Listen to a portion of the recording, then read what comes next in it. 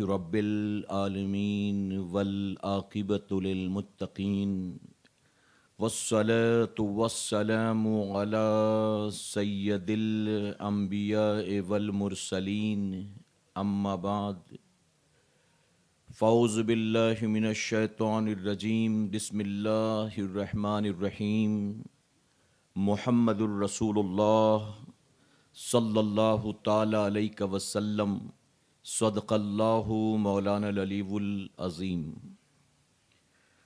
باد توحید کے متوالو، شمع رسالت کے پروانوں، خاتون جنت حضرت فاطمۃ الزہرا رضی اللہ تعالیٰ کی چاہنے والیوں، آئیے سب سے پہلے ہم اور آپ نہایت ہی ادب اور احترام کے ساتھ اپنے اور ساری کائنات کے مرکز عقیدت جناب محمد الرسول اللہ صلی اللہ تعالی علیہ وسلم کی بارگاہ بے کس پناہ میں جس طرح سے میں پڑھا ہوں، میرے ساتھ مل کر تمام حضرات بآواز بلند ہدیہ غلامی درود و سلام کے انداز میں پیش کریں۔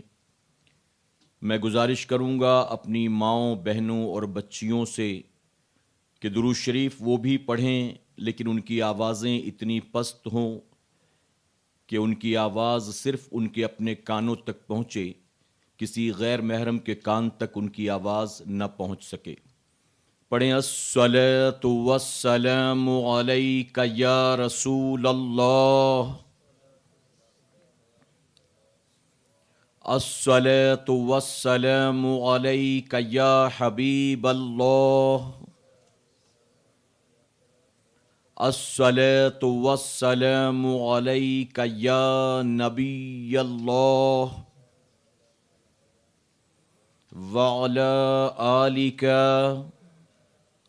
واصحابک یا نور اللہ صلی اللہ تعالی علیہ وسلم۔ رب کعبہ کی بارگاہ میں دعا ہے، مولا اپنے حبیب صاحب لولاک صلی اللہ تعالی علیہ وسلم کے صدق و طفیل عالمی تحریک سنی دعوت اسلامی کے اس 2 روزہ روح پرور سالانہ سنی اجتماع کو میرے کریم کامیابی سے ہمکنار فرما، اس اجتماع کی طرف اپنے بندوں اور بندیوں کے دلوں کو مائل فرما، اور اس 2 روزہ اجتماع میں اپنے اپنے گھروں، اپنے اپنے شہروں، اپنے اپنے ملکوں میں رہتے ہوئے لوگ جو بھی شامل ہوں، میرے کریم انہیں دنیا اور آخرت دونوں جہاں میں اس کا بہتر اجر عطا فرما۔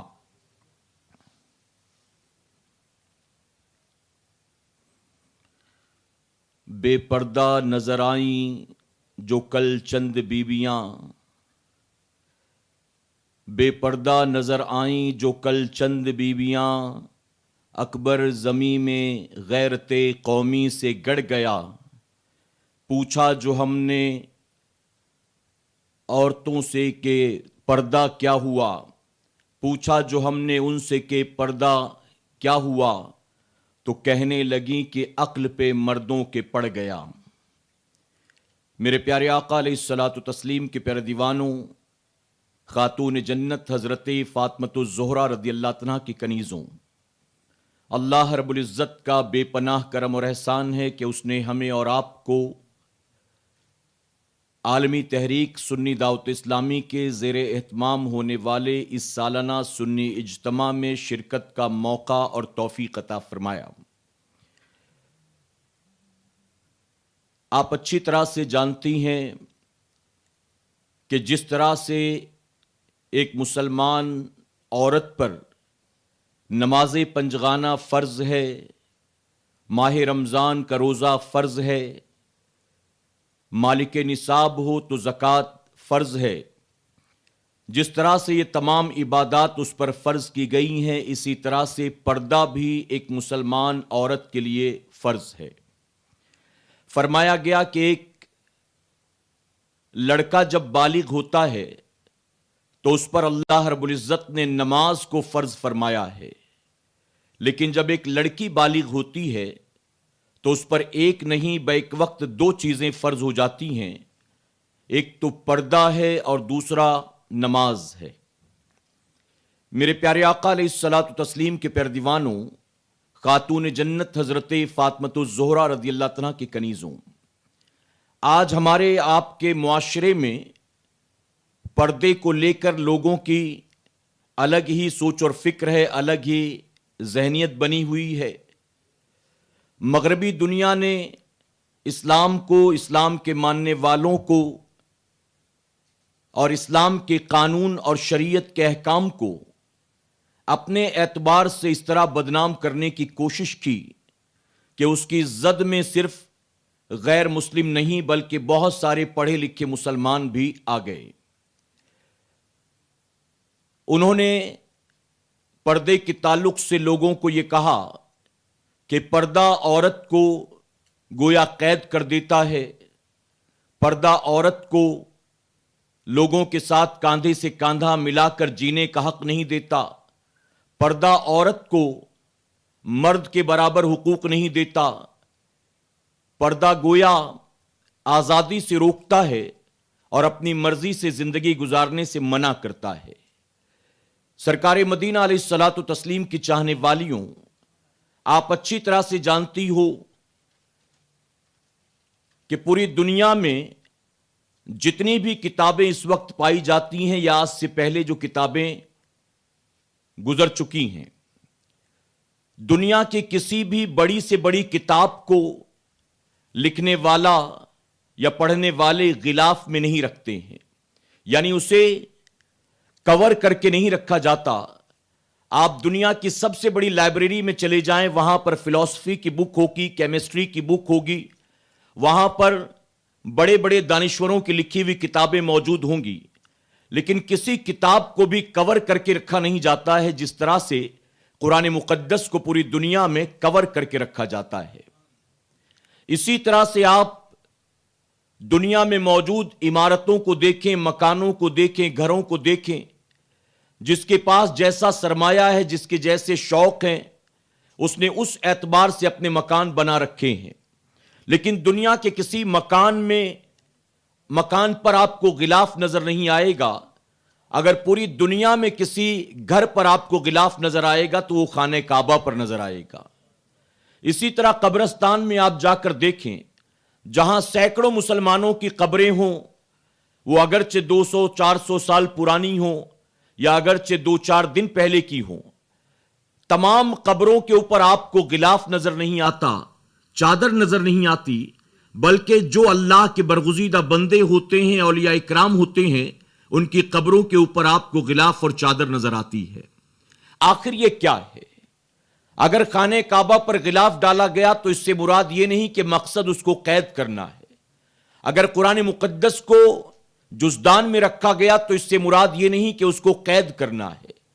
اگر اولیاء اکرام کی مزار پر چادر ڈالی گئی تو اس سے مراد یہ نہیں کہ اس کو قید کرنا ہے، بلکہ لوگوں کو بتانا یہ مقصد ہے کہ یہ عام گھروں کی طرح نہیں ہے، یہ عام کتابوں کی طرح نہیں ہے، یہ عام مسلمانوں کی طرح نہیں ہے، بلکہ چادر اور جزدان و غلاف کے ذریعے ان کا اعزاز بتانا مقصد ہوتا ہے۔ تو میرے پیارے آقا علیہ الصلوۃ والتسلیم کے پیارے دیوانوں، دنیا کے سامنے پردے کے کانسیپٹ کو بدنام کرنے کی جو کوشش کی جا رہی ہے، یہ ان کی اپنی ذہنیت ہے، یہ ان کے اپنے عقلوں کی پیداوار ہے۔ حقیقت یہ ہے کہ اگر اسلام نے عورت کو پردے کا حکم دیا ہے تو اس سے مراد یہ نہیں کہ عورت کو قید کیا گیا، بلکہ پردے میں رکھ کر عورت کو عزت دی گئی ہے، پردے میں رکھ کر عورت کو اعزاز دیا گیا ہے، اور یہ بتایا گیا ہے کہ یہ مسلمان خاتون ہیں، یہ دنیا کی عام عورتوں کی طرح نہیں ہیں، بلکہ اللہ تبارک تعالیٰ نے دنیا کی تمام عورتوں سے مسلمان عورتوں کے درجات کو، مرتبے کو بلند فرمایا ہے۔ میرے پیارے آقا علیہ الصلوۃ والتسلیم کے پیارے دیوانوں، دنیا بھر میں رہنے والی وہ مسلمان عورتیں جو پردہ کرتی ہیں یا جو پردہ نہیں کرتی، جو دیندار ہیں یا دیندار نہیں ہیں، جو پڑھی لکھی ہیں یا پڑھی لکھی نہیں ہیں، ہر کوئی اچھی طرح سے یہ جانتا ہے کہ پردہ اسلام میں عورتوں پر فرض ہے۔ آپ دیکھیں، عورت کا مطلب ہی ہوتا ہے پردے میں رکھنے والی چیز۔ عورت کا چہرہ، عورت کے بال، عورت کا جسم، اسے پردے میں رکھنا تو بہت بڑی بات ہے. یہاں تک فرمایا گیا کہ عورت اس کی آواز کا بھی پردہ ہوتا ہے.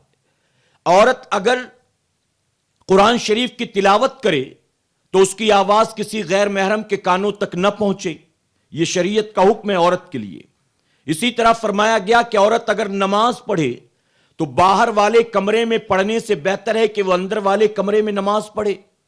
اسی طرح عورت جب حالت نماز میں ہو، جب نماز کے لیے مصلی پر کھڑی ہو، تو فرمایا گیا کہ وہ اپنے سر کے بالوں کو اس طرح چادر سے، دوپٹے سے لپیٹ لے کہ بالوں کا نظر آنا، چوٹی کا نظر آنا تو درکنار بالوں کی رنگت بھی نظر نہیں آنی چاہیے. اگر عورت کے بالوں کی رنگت ظاہر ہوئی اس پردے میں بھی تو وہ نماز واجب الادا ہوگی. آپ اندازہ لگائیں کہ ایک بندی اپنے مولا کے حضور حاضر ہے، اس وقت اس کے لیے یہ پردے کا حکم ہے. ایک بندی قرآن کی تلاوت کر رہی ہے، اس وقت اس کے لیے پردے کا یہ حکم ہے. اور اگر وہی بندی مصلی پر جس کو کہا گیا کہ تیرے بال نظر نہیں آنے چاہیے، بالوں کی رنگت بھی ظاہر نہیں ہونی چاہیے، اگر وہی بازار میں بال بکھیر کر گھومتی ہو، اگر وہی مال میں بال بکھیر کر گھومتی ہو، اگر وہی فنکشن ہال میں منگنی اور ولیمے میں بال بکھیر کر گھومتی ہو، تو کیا بتائیے اس کا یہ عمل اللہ اور اس کے رسول صلی اللہ علیہ وسلم کی ناراضگی کا سبب نہیں بنے گا؟ برا ہو ترقی یافتہ دور کا. میں معذرت کے ساتھ کہوں گا آج بہت سارے سو کالڈ اسلامک چینلز ہیں جنہوں نے قوم مسلم کی بچیوں کو سجا دھجا کر کیمرے کے سامنے کھڑا کیا، کبھی قرآن کی تلاوت کروائی، کبھی حضور کی نعتیں پڑھوائی، کبھی غوث اعظم کی منقبت، اور دنیا کے سامنے اس کو پیش کیا گیا. جب عورت کو قرآن شریف کی تلاوت بلند آواز سے کرنے کی اجازت نہیں تو کیا بتائیے کیمرے کے سامنے آ کر عورت کو نعت شریف پڑھنے کی اجازت ہوگی؟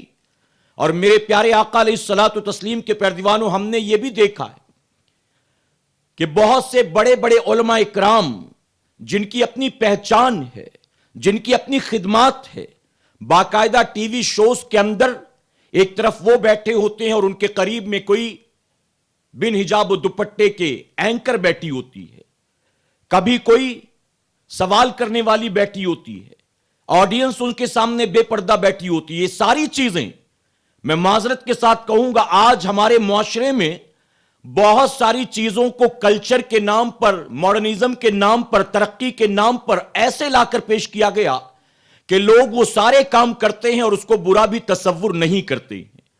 آپ اسکولز کے اینول فنکشنز میں دیکھیں، 8th 9th 10th میں پڑھنے والی بچیاں اسٹیج کے اوپر پرفارم کر رہی ہوتی ہیں، کون ان کو برا مانتا ہے؟ اور میں کانوینٹ اسکولز کی بات نہیں کرتا، میں پبلک اسکولز کی بات نہیں کرتا، میں ان اسکولوں کی بات کرتا ہوں جو دعویٰ کرتے ہیں کہ یہ اسلامک اسکول ہے. آج وہاں بھی بے پردگی کا کیا عالم ہے، آج ان کے یہاں بھی کیا ماحول ہے، اور لوگ اس کو برا بھی نہیں مانتے. وہ سمجھتے ہیں یہ تو اینول فنکشن ہے، اس میں تو پرفارم کرنا ہی پڑتا ہے، یہ تو اوپن ڈے ہے، اس میں تو ٹیچر کو آ کر پیرنٹس سے اوپنلی بات کرنی پڑے گی.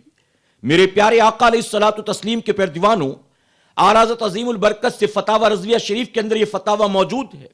آپ سے پوچھا گیا کہ کسی عورت کا حضور کی میلاد پڑھنا کیسا، حضور کی نعت پڑھنا کیسا؟ تو آپ فرماتے ہیں کہ اگر اس کی آواز غیر محرم کے کانوں تک پہنچے گی تو اس عورت کا یہ نعت شریف پڑھنا بھی جائز نہیں ہے، نعت شریف پڑھنا بھی جائز نہیں. میرے پیارے آقا علیہ الصلوۃ والتسلیم کے پیروانوں، تو جیسے ہی کوئی مسلمان بچی بالغ ہوتی ہے اس پر سب سے پہلے پردہ فرض ہوتا ہے اور اس کے ساتھ ہی نماز فرض ہو جاتی ہے، اس کے ساتھ ہی نماز. اگر بات پردے کی ہو تو ایک مسلمان عورت کے لیے خاتون جنت حضرت فاطمہ الزہرا رضی اللہ تعالیٰ سے بڑھ کر آئیڈیل کون ہو سکتا ہے؟ خاتون جنت حضرت فاطمہ الزہرا رضی اللہ تعالیٰ نے اپنے جیتے جی صرف پردے کی فکر نہیں کی، بلکہ وہ روایت بڑی مشہور آپ نے سنی ہوگی، آخری وقت میں آپ نے اپنے شوہر نامدار مولا کائنات مولا علی کرم اللہ وجہ الکریم سے عرض کیا کہ علی، جب میرا انتقال ہو جائے تو میرا جنازہ رات کے اندھیرے میں اٹھائیے گا. مولا کائنات فرماتے ہیں کہ فاطمہ، دن کے اجالے میں جنازہ اٹھایا جائے تو سہولت ہوگی، رات کے اندھیرے میں اگر اٹھائیں تو پریشانی ہوگی، تم کیوں چاہتی ہو کہ جنازہ رات کے اندھیرے میں اٹھایا جائے؟ تو خاتون جنت عرض کرتی ہیں کہ علی، آج تک کوئی غیر محرم یہ نہ جان سکا کہ فاطمہ گوری ہے کہ کالی ہے، آج تک کوئی غیر محرم یہ نہ جان سکا کہ فاطمہ پتلی دبلی ہے یا موٹی، آج تک کوئی غیر محرم یہ نہ جان سکا کہ فاطمہ لمبی ہے کہ چھوٹی ہے۔ میں نے پوری زندگی غیر محرم کی نظروں سے اپنے آپ کو بچائے رکھا۔ اے علی، میں چاہتی ہوں کہ موت کے بعد بھی میں اسی پردے کے ساتھ دنیا سے رخصت ہو جاؤں اور کسی غیر محرم کو پتہ نہ چل سکے کہ فاطمہ کیسی تھی، فاطمہ کے جسم کی بناوٹ کیسی تھی۔ اللہ اکبر! آپ اندازہ لگائیں کہ خاتون جنت صرف جیتے جی نہیں بلکہ انتقال کے بعد بھی اپنے پردے کی فکر کرتی نظر آتی ہیں۔ اور آج خاتون جنت کا نام لینے والیاں، آج مولائے کائنات کا نام لینے والیاں، آج امام حسین کو یاد کر کے 10 محرم کو اپنی آنکھوں سے آنسو بہانے والیاں، آج ننھی سکینہ اور حضرت زینب کو یاد کر کے رونے والیاں، شادیوں میں جاتی ہیں تو بننے سورنے کا عالم دیکھیں، مال میں جاتی ہیں تو سجنے سورنے کا عالم دیکھیں۔ میرے پیارے آقا علیہ الصلوۃ والتسلیم کے پیارے دیوانوں، حدیث مبارکہ میں آتا ہے پوری زندگی خاتون جنت نے پردے کا یہ اہتمام کیا۔ اب جانتے ہیں میرے رب نے انہیں کیا انعام دیا؟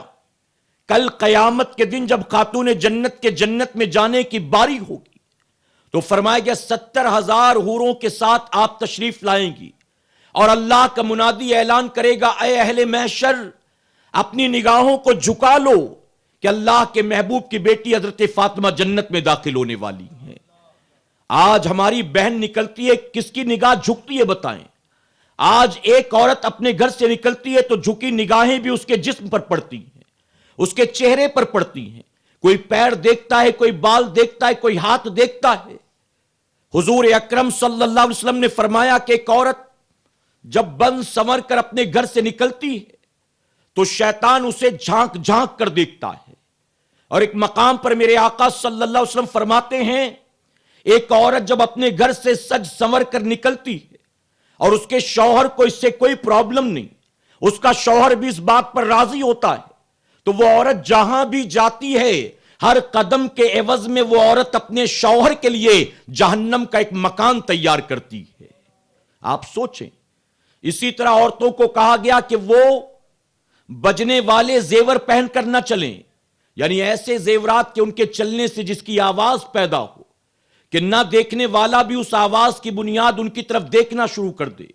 اسی طرح فرمایا گیا کہ وہ عورتیں ایسی ہیں جو اتنی تیز خوشبو لگا کر اپنے گھر سے نکلتی ہیں کہ اس خوشبو کی وجہ سے غیر محرم مرد ان کی طرف مائل ہوتے ہیں۔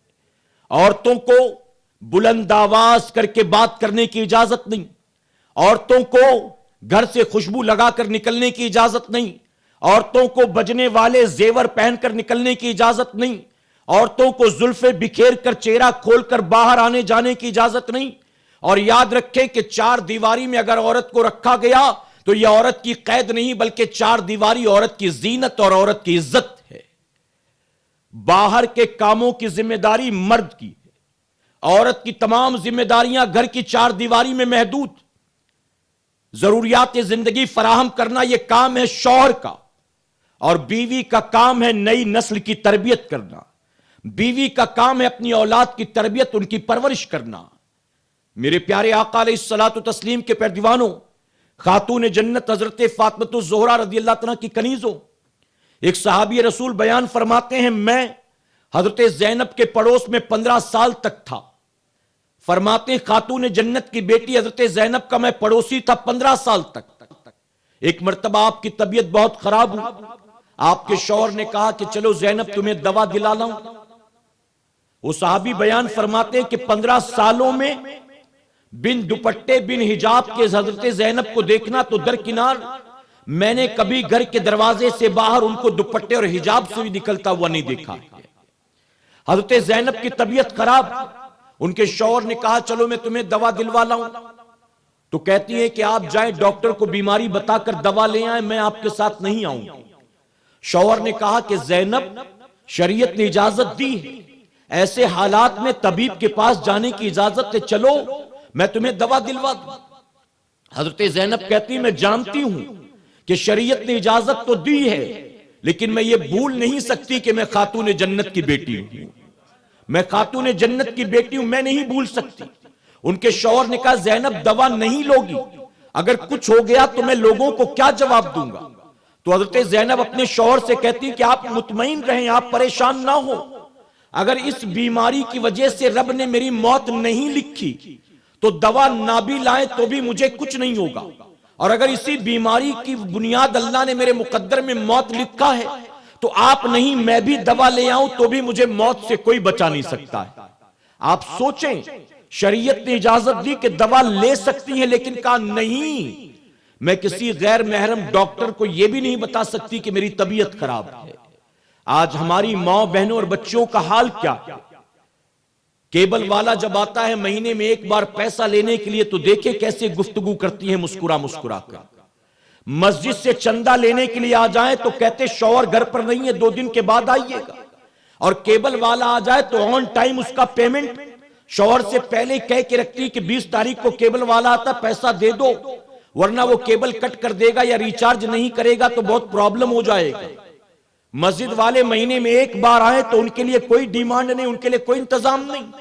اسی طرح سے وہ وین والا جو بچوں کو اسکول لاتا لے جاتا ہے، دیکھیں کیسے مسکرا کر اس سے گفتگو کرتی۔ ٹیلر کے سامنے آپ دیکھیں ٹیلر سے کس انداز میں گفتگو کرتی، سبزی ترکاری والے سے کس انداز میں گفتگو کرتی۔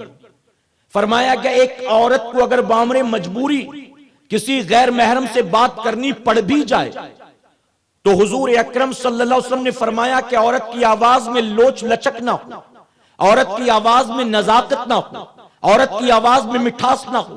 اگر بات کرنی پڑ جائے ایسے حالات ہوں کہ کوئی اور نہیں تھا جو اس سے بات کرتا، تم نے دروازہ کھولا کوریئر والا آیا، تم نے دروازہ کھولا کہ دودھ والا پاؤ والا آیا، تم نے دروازہ کھولا کہ کوئی گیسٹ آیا، تو تمہیں اگر مجبوراً بات کرنی بھی پڑ جائے تو فرمایا گیا کہ ایسے انداز میں گفتگو کرو کہ اس مرد کے دل میں تمہارے لیے محبت نہیں بلکہ نفرت پیدا ہو۔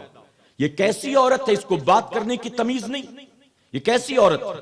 اور اگر لوچ لچک ہوگی، نزاکت ہوگی تو پھر وہ کہے گا آواز اتنی پیاری ہے، چہرہ کتنا خوبصورت ہوگا، پھر وہ دوستی کرنے کی، بار بار بات کرنے کی کوشش کرے گا۔ لیکن میں معذرت کے ساتھ کہوں گا آج بیویاں اپنے شوہروں سے شاید اتنا مسکرا مسکرا کر باتیں نہیں کرتی جتنا سبزی ترکاری والے سے مسکرا کر باتیں کرتی ہیں۔ سرکار مدینہ علیہ الصلوۃ والتسلیم کی چاہنے والیوں، تمہاری آواز کا بھی پردہ ہے، تمہارے چہرے کا بھی پردہ ہے، تمہارے جسم کا بھی پردہ ہے۔ تم چلو زمین پر تو پیر پٹک کر چلنے کی اجازت نہیں، ہوا میں ہاتھ ہلا ہلا کر گفتگو کرنے کی اجازت نہیں۔ آپ دیکھو صحابیات جن کی نانی مسلمان نہیں تھی، جن کی مائیں مسلمان نہیں تھی، جن کی خالہ اور ممانی مسلمان نہیں تھی، کلمہ پڑھنے کے بعد، اسلام قبول کرنے کے بعد جب پردے کا حکم آیا تو حدیث مبارکہ میں آتا ہے ان صحابیات کا حال یہ تھا، حکم پردہ کے بعد انہوں نے گھر سے نکلنا بند کر دیا، اور اگر مجبوراً کسی کو نکلنا پڑتا بھی تو اپنے آپ کو چادر میں لپیٹ کر اور دیواروں سے ایسا لگ لگ کر وہ چلا کرتی تھیں کہ بعض وقت ان کی چادریں جو ہیں وہ مکے اور مدینے کے گھروں کی دیواروں میں الجھ جایا کرتی تھی۔ ایک صحابیہ جن کا بیٹا میدان جنگ میں شہید ہوا، مکمل پردے کے ساتھ حضور اکرم صلی اللہ علیہ وسلم کی بارگاہ میں حاضر ہوئی اپنے بیٹے کا حال جاننے کے لیے۔ صحابہ اکرام نے جب دیکھا تو کہا ان کا بیٹا شہید ہوا، ان کو دیکھو، کوئی آہو بکا نہیں، کوئی بے پردگی نہیں، نہ رو رہی ہیں، نہ گریبان کو چاک کیا، نہ سر پیٹتی ہے، نہ چہرہ نوچتی، ذرا دیکھو تو صحیح ان کا حال کیا ہے۔ تو جانتے ہو صحابیہ نے کیا جواب دیا تھا؟ انہوں نے جواب دیا تھا میرا بیٹا شہید ہوا ہے، میری حیا تو آج بھی زندہ ہے، میری شرم تو آج بھی زندہ ہے۔ ایک صحابیہ جنہیں دورے پڑتے تھے، کہیں بھی ہوتی اچانک دورہ پڑتا، زمین پر گرتی تڑپنے لگتی تھی، کبھی چہرہ کھل جاتا، کبھی ہاتھ کھل جاتے، کبھی پیر کھل جاتے، تنگ آ گئی تھی۔ حضور اکرم صلی اللہ علیہ وسلم کی بارگاہ میں حاضر ہوئی، عرض کرتی ہیں یا رسول اللہ صلی اللہ علیہ وسلم میں اس بیماری سے تنگ آ گئی، آقا آپ میرے لیے شفا کی دعا فرما دیں۔ حضور اکرم صلی اللہ علیہ وسلم نے مسکرا کر فرمایا تم چاہو تو شفا کی دعا کر دوں، اور تم اگر صبر کرو تو اللہ صبر کے بدلے تمہیں جنت عطا فرمائے گا۔ بیماری سے شفا چاہیے کہ صبر کے عوض جنت؟ اب جانتے ہو صحابیہ نے کیا جواب دیا؟ عرض کرتی ہیں یا رسول اللہ صلی اللہ علیہ وسلم آپ شفا کے لیے دعا مت کیجیے، میں صبر کرنے کے لیے تیار ہوں، لیکن میرے لیے صرف اتنی دعا کر دیجئے کہ آئندہ دورے پڑتے ہوں تو پڑیں لیکن بے پردگی نہ ہونے پائے. آقا بیماری کی تکلیف اتنی نہیں ہے جتنی تکلیف مجھے بے پردگی کی ہوتی ہے. مجھے ہوش نہیں ہوتا اور لوگوں کے سامنے میرا جسم کھل جاتا ہے, میرا چہرہ کھل جاتا ہے. آقا نے دعا فرمائی کہ اللہ ان کو بے پردگی سے بچا لے. روایتوں میں آتا ہے بیمار تو بعد میں بھی پڑتی رہی, دورے تو بعد میں بھی پڑتے رہے, لیکن اس کے بعد جب بھی دورہ پڑا ہے کبھی بے پردگی نہیں ہوتی. آپ سوچے ہوش میں نہیں, حالت بیماری میں بھی وہ پسند نہیں کرتی کہ بے پردگی غیر محرم کے سامنے ہاتھ پیر چہرہ ظاہر ہو. اور آج باقاعدہ بن ٹھن کر نکلا جاتا ہے, سج سمر کر نکلا جاتا ہے. ہر کالج جانے والی بچی اپنے ساتھ نہ جانے کون کون سے ارمان اور کون کون سی تمنائیں دل میں لے کر نکلتی. اور میں معذرت کے ساتھ کہوں گا آج تو برقعے کا کانسیپٹ بھی ختم ہو چکا ہے. برقع پہننے والیوں کو خود بھی نہیں پتا کہ برقع پہنا کیوں جاتا ہے. مارکیٹ میں جا کر دیکھ کہ پوری پوری مارکیٹ ہے برقعے کی, ایک سے ایک ڈیزائنر. آپ کو 500 سے لے کر 50,000 25,000 40,000 تک کے برقعے ملے, ایک سے ایک ڈیزائنر. اور لینے والیاں بھی پردہ نہیں دیکھتی, اس میں فیشن دیکھتی کہ میں اس کو پہن بھی لوں لیکن بوڑھی نہ معلوم دوں, میں اس کو پہن بھی لوں لیکن بدصورت نہ معلوم دوں. میرے پیارے آقا علیہ الصلوۃ والتسلیم کے پیر دیوانوں, خاتون جنت حضرت فاطمہ الزہرا رضی اللہ تعالیٰ کی کنیزوں, آج بہت سارے ڈیزائنرز مارکیٹ میں اتر گئے ہیں برقع ڈیزائن کرنے کے لیے. ہمیں برقع خریدنا ہے تو یہ سوچ کر نہیں کہ خوبصورت کون سا ہے, بلکہ یہ سوچ کر کہ کس میں پردہ زیادہ ہے, کس کو پہننے کے بعد شرم و حیا باقی رہے گی, کس کو پہننے کے بعد غیر محرم کی نظروں سے میں اپنے آپ کو بچا سکوں گی. جانتے ایک بوڑھے سے کسی نے پوچھا بابا پردے کے بارے میں کچھ جانتے ہو؟ تو بوڑھا کہنے لگا پڑھا لکھا نہیں ہوں, قرآن نے کیا کہا پردے کے بارے میں معلوم نہیں, حدیث میں کیا آیا پردے کے بارے میں معلوم نہیں, لیکن پردہ بہت اہم ہے, میں نے یہ سیکھا ضرور. کہا وہ کیسے؟ کہا میرا 4 سال کا پوتا ہے, میں اس کے لیے دکان سے چاکلیٹ لاتا ہوں, اس کو کھول کر دیتا ہوں, وہ آدھا کھانے کے بعد رکھ دیتا ہے, دوبارہ جب آدھا اٹھاتا ہے تو اس پر چینٹی لگ چکی ہوتی ہے, اس پر مکھیاں بیٹھ چکی ہوتی ہیں, پھر میرا پوتا وہ کھاتا نہیں ہے. ہم کہتے ہیں کہ دھو کر دے دیں گے کھا لے, لیکن وہ مانتا نہیں, وہ کسی طرح سے تیار ہی نہیں ہوتا کھانے کے لیے. ہمیں دوبارہ دوسری چاکلیٹ لانی پڑتی ہے جو ریپر میں ہوتی ہے, جو پیکٹ میں پیک ہوتی ہے. یعنی میں نے اس سے پردے کی اہمیت سیکھی ہے, ایک بار چاکلیٹ کو کھول دیا جائے تو مکھی اور چینٹیاں اس پر لگ جاتی ہیں, پھر دو بھی دے تو بھی بچہ اس کو کھانے کو تیار نہیں ہوتا. اسی طرح سے مسلمان بچی اگر بے پردہ نکل جائے تو اس پر بھی نجاست کے کیڑے لگ جاتے ہیں, اس پر بھی لوگوں کی گندی نظریں پڑ جاتی ہیں. اس کے بعد اس کو کتنا بھی پاک و صاف کر دو لیکن پھر بھی وہ استعمال کے لائق نہیں رہتے. وہ بوڑھا کہہ رہا, میرے پیارے آقا علیہ الصلوۃ والتسلیم کے پیر دیوانوں, پردے کے تعلق سے جب بھی گفتگو ہوتی مجھے دلی کے بزرگ کا واقعہ یاد آتا ہے. دلی کے ایک بزرگ نظام الدین دہلوی رحمت اللہ تعالی, ایک مرتبہ دلی میں بارش نہیں ہو رہی, قحط, لوگ دعائیں کر کر کے تھک گئے, دعائیں قبول نہیں ہوتی, پریشان. حضرت نظام الدین دہلوی رحمت اللہ تعالی کی بارگاہ میں حاضر ہوئے, عرض کرتے حضور اب اگر آسمان سے بارش نہ ہوئی تو جانوروں کے بعد ہمارے مرنے کا نمبر لگ جائے گا, آپ ہمارے لیے دعا کریں کہ اللہ آسمان سے بارش نازل کرے تاکہ ہم مرنے سے بچ جائیں. اللہ کے ولی نے نہ تسبیح نکالی, نہ مصلی بچھایا, نہ کوئی دعا تعویذ نہ عمل بتایا, بلکہ روایتوں میں آتا ہے کہ وہ اپنے گھر کے اندر تشریف لے گئے. آپ کی مرحومہ والدہ کا جو کمرہ تھا, آپ نے مرحومہ والدہ کے دوپٹے کا ایک دھاگا نکالا, نکالنے کے بعد واپس آئے. لوگ حیران تھے کہ بھلا کریں گے کیا, اپنی مرحومہ والدہ کے دوپٹے کا ایک دھاگا لے کر باہر آئے, آسمان کی طرف اٹھا کر عرض کرتے ہیں کہ اللہ یہ تیری اس پاک دامن با حیا با پردہ بندی کے دوپٹے کا دھاگا ہے جس کے سر کے بالوں کو کبھی بن دوپٹے کے اس کے بیٹے نظام الدین نے بھی نہیں دیکھا تھا. اے اللہ میں اسی دوپٹے کے دھاگے کے وسیلے سے دعا کرتا ہوں آسمان سے بارش نازل فرما. روایتوں میں آتا ہے ابھی ہاتھ نیچے بھی نہیں آیا تھا, اچانک بادل امڑ دھمڑ کر آئے ہیں اور پوری دلی میں بارش شروع ہو گئی. میں پوچھتا ہوں آج میں وہ ماں کہاں سے لاؤں جس ماں کے دوپٹے کا ایک دھاگا دعا کی قبولیت کی ضمانت ہوا کرتا تھا؟ آج میں وہ بیٹی کہاں سے لاؤں جس بیٹی کی شرم و حیا ماں باپ کے جنت کی ضمانت ہوتی تھی؟ آج وہ بیوی کہاں سے لاؤں کہ جو بیوی دنیا اور آخرت میں اپنے شوہر کی ساتھی اور دوست ہوا کرتی تھی؟ آج میں وہ کہاں سے بہن لے کر آؤں جو بہن اپنے پردے داری کی بنیاد اپنے بھائیوں کی جنت کی ضمانت ہوا کرتی تھی؟ آج گھروں میں مائیں بھی بے پردہ گھوم رہی ہیں، خالائیں بھی بے پردہ گھوم رہی ہیں، چاچی اور ممانی بھی بے پردہ گھوم رہی ہیں۔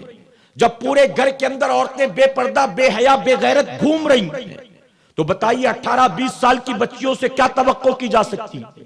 جاتے جاتے آخری بات عرض کرنا چاہوں گا اور میں گزارش کروں گا کہ ہماری سننے والی تمام مائیں، بہنیں اور بچیاں بغور سنیں اور دل کے نہا خانے میں سے جگہ دیں۔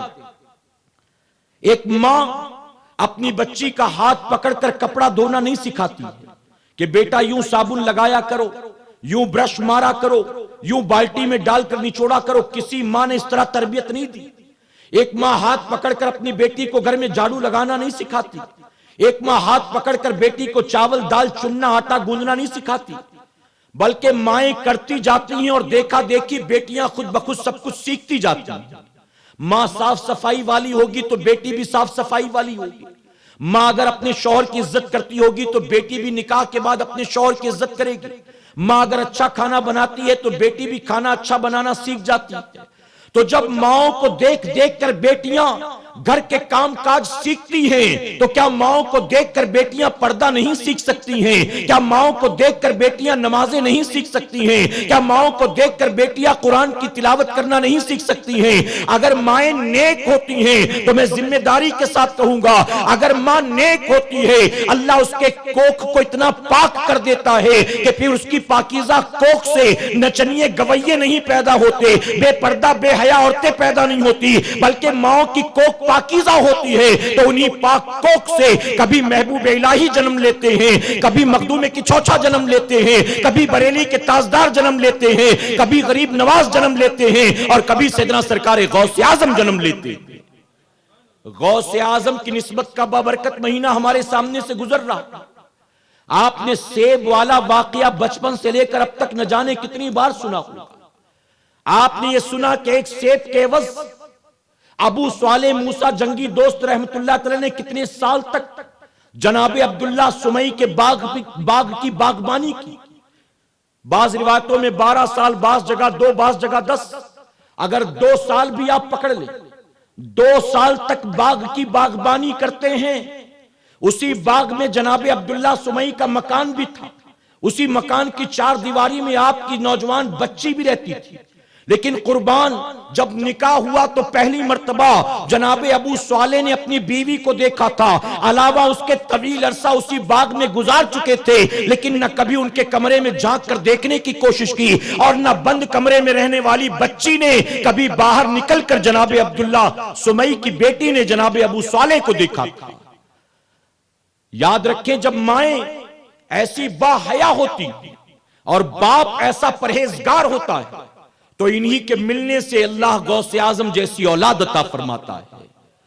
میرے پیارے آقا علیہ الصلوۃ والتسلیم کے پیروانوں، خاتون جنت کی کنیزوں، آج حقوق نسواں کے نام پر، وومن رائٹس کے نام پر، برابری کے حقوق دینے کے نام پر عورت کو یا تو ٹیشو پیپر بنایا گیا، یا تو اسے پیر کی جوتی بنایا گیا، یا تو اسے ایئر ہوسٹس بنایا گیا، یا تو ٹیلی فون آپریٹر بنایا گیا۔ اسے اپنے استعمال کے لیے اس طرح کے نعرے دیے گئے اور جب اس کے جھانسے میں آئی تو کیا ہوا؟ برابری کا حق تو نہیں دیا گیا بلکہ اس کا استعمال کیا گیا ہے۔ ویسٹرن ورلڈ میں ایک جوان عورت کو جلتی ہوئی سگریٹ تصور کیا جاتا ہے۔ کہتے ہیں کہ ایک جوان عورت جلتی ہوئی سگریٹ کی مانند ہے، جب تک یہ جل رہی ہے تم اس کا مزہ لے لو، اس کے بعد جب یہ جلنا بند کر دے، ختم ہو جائے تو پیر کے نیچے ڈال کر اس کو رگڑ دیا کرو۔ یہ عورت کی عزت ہے ان کے نزدیک۔ اسلام نے عورت کے مقام کو کتنا بلند کیا۔ دنیا کے جن جن کونوں سے ہماری مائیں بہنیں بچیاں سن رہی، میں ان سے کہنا چاہوں گا، آج دنیا کہتی ہم نے عورت کو برابری کا مقام دیا، عورت کو برابری کا مقام دیا، عورت کو برابری کا مقام دیا۔ میں ذمہ داری کے ساتھ کہتا ہوں اسلام نے اور پیغمبر اسلام نے عورت کو جو مقام دیا ہے، دنیا کے کسی مذہب نے عورت کو وہ مقام نہیں دیا۔ آپ سوچیں کہ وہ جنت جو آسمانوں میں ہے، میرے نبی نے عورت کے مرتبے کو اتنا بلند کیا، اتنا بلند کیا کہ اسی جنت کو لا کر میرے آقا نے ماں کے قدموں کے نیچے رکھ دیا۔ وقت کا غوث بھی ہے تو جنت ماں کے قدموں کے نیچے، وقت کا مجدد بھی ہے تو اس کی جنت اس کے ماں کے قدموں کے نیچے، وقت کا ولی کامل بھی ہے تو اس کی جنت اس کے قدموں کے نیچے ہے۔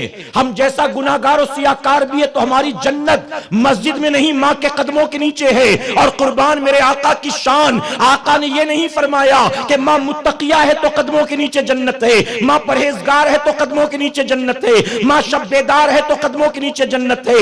اس کا یہ سب کچھ ہونا پلس پوائنٹ ہے، اگر یہ خوبیاں اس میں نہ بھی ہو ہماری جنت کے لیے اس کا ماں ہونا کافی ہے۔ دوران گفتگو مجھ سے جانے انجانے میں کوئی غلطی خامی رہ گئی، آپ سب کو گواہ بنا کر سچے دل سے توبہ کرتا ہوں۔ رب میری توبہ قبول فرمائے اور ہماری اس محفل پاک کو اللہ قیامت میں ہمارے لیے، ہمارے والدین کے لیے بخشش اور نجات کا ذریعہ بنائے۔ وما علینا الا البلاغ۔ السلام علیکم۔